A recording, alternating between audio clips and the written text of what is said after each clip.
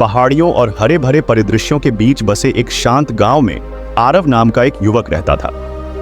आरव अपनी वाक्पटुता और चांदी जैसी जीभ वाले आकर्षण के लिए जाने जाते थे, जो उनके आसपास के सभी लोगों को मंत्रमुग्ध कर देता था। हालांकि दैनिक जीवन के शोरगुल के बीच आरव को किसी गहरी चीज की चाहत महसूस हुई, आंतरिक शांति की खोज, जिसने उसे मौन की परिवर्तनकारी शक्ति का पता लगाने के लिए प्रेरित किया। आरव की यात्रा एक व्यस्त बाजार वाले दिन से शुरू हुई, जब उसकी नजर गांव के बाहरी इलाके में एक विचित्र बौद्ध मठ पर पड़ी। मठ के चारों ओर की हवा में शांति का एहसास हो रहा था, जो आरव को अंदर जाने के लिए आमंत्रित कर रहा था। जैसे ही उन्होंने प्रवेश किया, प्रार्थना पहियों की गूंजती गड़गड़ाहट और भिक्षुओं के मंत्रोच्चार की धीमी आवाज ने उनका स्वागत किया। मठ के मध्य में आरव को खिले हुए कमल के फूलों से सुसज्जित और प्राचीन पेड़ों से घिरा एक शांत प्रांगण मिला। बीच में एक बूढ़ा बोधि वृक्ष खड़ा था, जिसकी शाखाएं स्वर्ग की ओर फैली हुई थीं। उसकी छाया के नीचे एक बूढ़ा भिक्षु बैठा था। उसकी आंखें गहरे ध्यान में बंद थीं। उत्सुकतावश आरव श्रद्धा की भावना के साथ उसके पास आया। साधु ने आरव की उपस्थिति को महसूस करते हुए अपनी आंखें खोलीं और गर्मजोशी से मुस्कुराया। आपका स्वागत है साधक। क्या चीज आपको इस पवित्र स्थान पर लाती है? उसने पूछताछ की। शांति की आभा से आकर्षित आरव ने खुद को आंतरिक शांति के लिए अपनी इच्छा साझा करने के लिए मजबूर पाया। आदरणीय सर, मैं आरव हूं और रोजमर्रा की जिंदगी के शोर के बीच मुझे कुछ गहरी, कुछ ऐसी चीज की चाहत दिखती है जो शब्दों से परे हो। क्या आप मुझे आंतरिक शांति के मार्ग पर मार्गदर्शन कर सकते हैं? केशव नाम के बूढ़े भिक्षु ने जानबूझकर सिर हिलाया। आरव, आंतरिक शांति का मार्ग अक्सर मौन को अपनाने से शुरू होता है।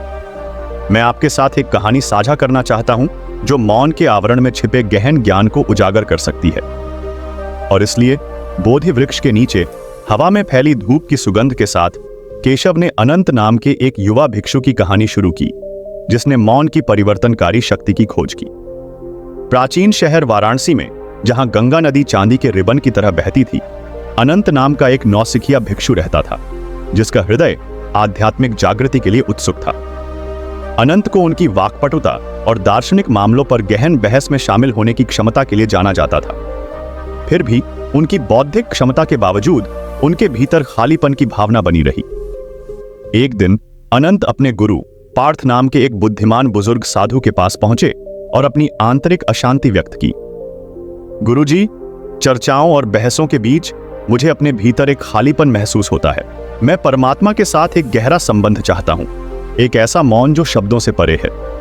मैं इस मायावी शांति को कैसे पा सकता हूं? पार्थ ने अनंत के मन की उत्कंठा को समझते हुए एक अनोखी चुनौती पेश की। अनंत, शांत घाटी की यात्रा पर निकलें, एक पवित्र स्थान जो अपनी गहन शांति की परिवर्तनकारी शक्ति के लिए जाना जाता है। वहां पूर्ण मौन में 1 महीना बिताएं और आप उन उत्तरों को खोज सकते हैं जो आपका दिल चाहता है। मौन के रहस्यों को जानने के लिए दृढ़ संकल्पित अनंत ने मौन घाटी की तीर्थ यात्रा पर प्रस्थान किया। यात्रा कठिन थी, खड़ी चढ़ाई और घुमावदार रास्तों से भरी हुई थी। फिर भी जैसे ही उसने घाटी में प्रवेश किया, उसे शांति का एहसास हुआ। हवा स्वयं गहन शांति की ऊर्जा से कंपन करती हुई प्रतीत हुई। घाटी के मध्य में अनंत को एक छोटी सी गुफा मिली, जहां उसने मौन में डूबने का फैसला किया। कई दिनों तक उन्होंने एक भी शब्द बोलने से परहेज किया और प्रकृति की आवाज और अपनी सांसों की लय को अपना साथी बना लिया। सरसराती पत्तियां, पास की धारा का कोमल प्रवाह और पक्षियों की दूर से आती आवाजें उसके एकांत की सिम्फनी बन गईं। जैसे जैसे दिन हफ्तों में बदल गए, अनंत को अपने भीतर एक गहरा बदलाव नजर आने लगा। उसके मन की निरंतर बकबक कम होने लगी, जिससे शब्दों से परे एक गहरी समझ का मार्ग प्रशस्त हुआ। मौन में उन्होंने परमात्मा के साथ एक ऐसा संबंध खोजा जो भाषा की सीमाओं से परे था। एक दिन जब अनंत चिंतन में बैठा था, उसने देखा कि पास में एक घायल पक्षी संघर्ष कर रहा है। बिना कुछ कहे वह उसके पास आया और उसकी चोटों की देखभाल की। शब्दहीन करुणा के उस क्षण में अनंत को मौन की परिवर्तनकारी शक्ति का एहसास हुआ, एक ऐसा मौन जो किसी भी वाक्पटु प्रवचन से अधिक जोर से बोलता है। इस एहसास से उत्साहित होकर अनंत वाराणसी के मठ में लौट आए।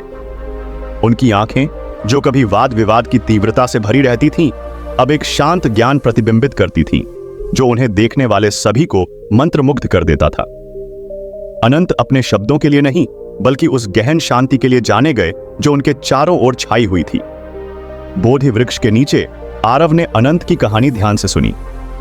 वृद्ध भिक्षु केशव ने आगे कहा, आरव, आंतरिक शांति की यात्रा में अक्सर मौन को अपनाना शामिल होता है, न केवल बाहरी रूप से, बल्कि अपने अस्तित्व की गहराई के भीतर। हम जो शब्द बोलते हैं वह तालाब की सतह पर लहरों की तरह होते हैं, लेकिन मौन है वह गहराई जो अस्तित्व के गहन रहस्यों को समेटे हुए है। उत्सुक और प्रेरित होकर आरव ने मौन की अपनी यात्रा शुरू करने का फैसला किया। उन्होंने केशव से मार्गदर्शन मांगा कि अपने व्यस्त जीवन की मांगों को देखते हुए अपने दैनिक जीवन में मौन को कैसे शामिल किया जाए। केशव मुस्कुराए और व्यावहारिक सलाह दी। आरव, प्रत्येक दिन मौन चिंतन के लिए कुछ क्षण अलग रखकर शुरुआत करें। जैसे ही आप शांति में बैठते हैं, बिना निर्णय के उठने वाले विचारों का निरीक्षण करें। मौन को अपने अस्तित्व में प्रवेश करने दें और खुद की गहरी समझ की ओर मार्गदर्शन करें। मौन की परिवर्तनकारी शक्ति का अनुभव करने के लिए उत्सुक आरव ने केशव के मार्गदर्शन का पालन किया। प्रत्येक दिन उसे गांव या मठ में एक शांत कोना मिलता था और एकांत के आलिंगन में वह मौन के दायरे में चला जाता था। सबसे पहले उसके दिमाग ने विरोध किया, विचारों की निरंतर चर्चा का आदि।